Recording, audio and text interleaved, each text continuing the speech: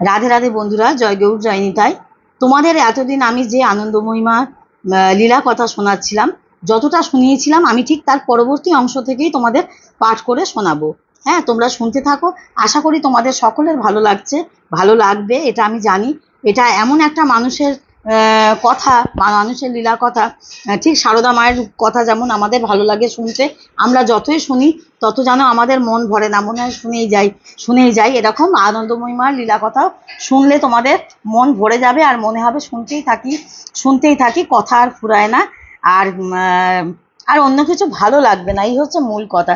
তোমরা যদি মন দিয়ে শোনো তোমাদের খুব ভালো লাগবে। ঠিক আছে, তোমরা সঙ্গে থাকো, আর আমি বলছি, তোমরা শুনতে থাকো। যতটা পাঠ করেছিলাম তার পরবর্তী অংশ থেকে পাঠ করছি। হ্যাঁ, নির্মলা মাতার জীবনে লীলার যেন কোনো সীমা ছিল না। তখন তার বয়স বছর 5 হবে হয়তো। প্রতিদিন তিনি পিতাকে হরির নাম কীর্তন করতে দেখেন। তাই একদিন তাকে জিজ্ঞাসা করলেন, আচ্ছা বাবা, হরিকে? হরি হলেন ভগবান। বিপিন বিহারী বাবু উত্তর দিলেন। নির্মলা মাতা আবার প্রশ্ন করেন, বাবা, তার নাম করলে কি হয়? খুশি হয়ে বিপিন বিহারী বাবু উত্তর দেন, তাকে ডাকলে বা তার নাম করলে তিনি আসেন। মা মানে বাবা আর কি মেয়েকে মা ছাড়া কথা বলতেন না, সবসময় মা সম্বোধন করতেন। তাই এখানে মানে শেষে মাটা বলে তাকে সম্বোধন করছেন। তিনি কত বড় বাবা? তিনি অনেক বড়। ওই যে মাঠটা দেখা যাচ্ছে, তার থেকেও কি বড়? সমস্ত জগৎ জুড়েই তিনি আছেন মা। তাকে তুমি ডাকো, তিনি আসবেন। তখন তুমি দেখতে পাবে তিনি কত বৃহৎ ও মহৎ। এভাবে সেদিনের মতো পিতা ও পুত্রীর মধ্যে আলোচনা শেষ হয়। আর এইভাবেই একান্ত ভগবত বিশ্বাসী পিতা তার কন্যাকে ঈশ্বরের সন্ধান দিলেন। নির্মলা মাতার ভক্তিপ্রবণ হৃদয় এই উপদেশ গভীরভাবে পথিত হয়েছিল এবং পরে তা মহিরূপে তার মধ্যে প্রকাশিত হয়েছিল। তিনি সেই শিশুবেলা থেকে জানতেন পিতা মাতাই পরম গুরু, তাই তাদের দেখানো পথই তিনি চলতে থাকেন এবং একদিন তিনি নিজের পথ নিজেই খুঁজে পান। পরবর্তীকালে শ্রী শ্রী আনন্দময়ী মা নিজের এই অভিজ্ঞতা থেকে এই উপদেশটি দিয়েছিলেন। তা হলো, ভগবানের ভক্তি বিশ্বাস লাভ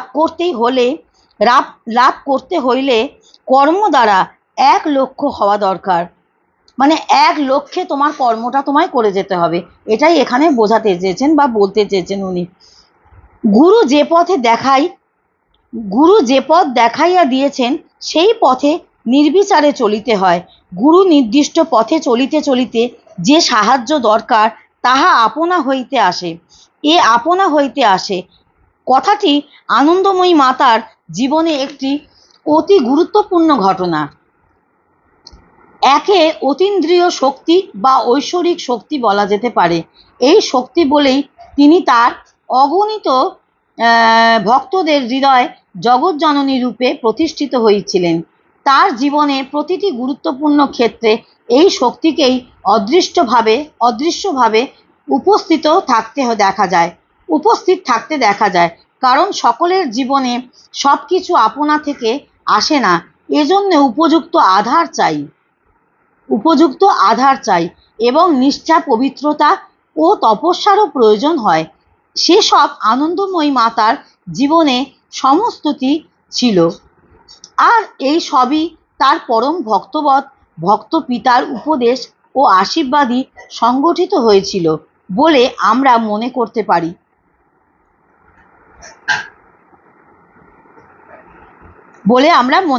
পারি। উপরের আলোচনা এসব কথারই পরিপূরক। বাল্যকালে নির্মলা মাতার শিক্ষা লাভ বিষয়ে বিস্তারিত বিশেষ কিছু জানা যায় না। পরবর্তীকালে এ বিষয়ে নিজ মুখে তিনি কখনো কখনো কিছু কথা বলেছেন। সেসব থেকে তার বিদ্যা শিক্ষা সম্বন্ধে যা কিছু জানতে পারি, সুলতানরূপ ও খেওড়া গ্রামের পাঠশালা সমূহ থেকে অল্প কিছু পাঠ গ্রহণ করেন। তবে তার অসাধারণ মেধা ও স্মরণ শক্তি এবং তা থেকেই তার সমস্ত বিদ্যার স্বয়ং প্রকাশ ঘটত। তিনি জগৎমাতা রূপে আবির্ভূত হয়েছিলেন। তার শিক্ষার খোঁজ নেয়াকে ধৃষ্টতা বলেই মনে হয়, কিন্তু তার শিক্ষা জীবনও ছিল এক লীলা ক্ষেত্র। সে কথাটুকুই এখানে আমাদের আলোচ্য বিষয়। এই সব বিষয় তিনি নিজ মুখে বলেছেন। একটা তামাশা এই যে এই শরীর পীড়িত নয়, কিন্তু মাস্টারমশাইয়ের কাছে গড়া দিবার সময় সব ঠিক হইয়া যাইত, অপরের কাছে আবার তেমন পারিতাম না। আর একবার একটা কাণ্ড হইল। একবার বই খুলিয়া একটু দেখিয়া একটা পদ্য মুখস্থ হইয়া গেল। কি করিয়া কি হইত কিছুই বলিতে পারি না।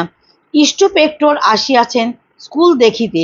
বই খুলিয়া দেখিতে দেখিতে ঠিক সেই পদ্যটাই এই শরীরকে বলিতে বলিলেন। এই শরীর ফটফট করিয়া তাহা বলিয়া ফেলিল। স্কুলে খুব কম গিয়াছি, কারণ স্কুল খুব দূরে ছিল। তাহার উপরে ছোট ভাই বোনেদের কিছুদিন ধরিয়া অসুখও চলিয়াছে। এইসব নানা কারণে এই শরীরে স্কুল যাওয়া প্রায় হয় না। একবার গুরুমশাই এই শরীরকে অ আ পড়াইয়া দিলেন। আর কি জানি কেমন করিয়া যেন তাহাতে লিখিয়া ফেলিলাম। সেই দিনই ক খ পড়া দিলেন, পরদিন তাহাও লিখিয়া ফেলিলাম। এইভাবে সব কেমন করিয়া হইয়া যাইত, এইসব যেন কেমন করিয়াই হইয়া যাইত।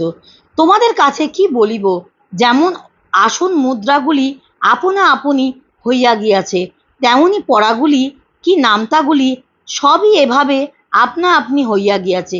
যিনি শিক্ষক তিনি স্কুলের নামের জন্য আমাদের কয়েকজন মেয়েকে ক খ ক্লাস হইতে কয়েকদিনের মধ্যে নিম্ন প্রাইমারি ক্লাসে তুলিয়া দিলেন। এই শরীরে তো স্কুল প্রায় যাইত না, কারণ তার শরীরটা খুব একটা ভালো ছিল না। তার জন্য প্রতিদিন স্কুলে সে যেতে পারতেন না। এই হচ্ছে ব্যাপার, বুঝতে পেরেছ? তার প্রতিদিন স্কুলে যাওয়া হতো না, কারণ তার শরীরটা ভালো থাকতো না। যে এই হচ্ছে ব্যাপার, কারণ শরীর ভালো না থাকলে বাচ্চারা শিশু অবস্থায় কেমন করে স্কুলে যাবে। ইতিপূর্বে আমরা আলোচনা করছি যে নির্মলা মাতার জীবনে সব কিছু কেমন যেন আপনা আপনি হয়ে যেত, আপনা আপনি হয়ে যেত।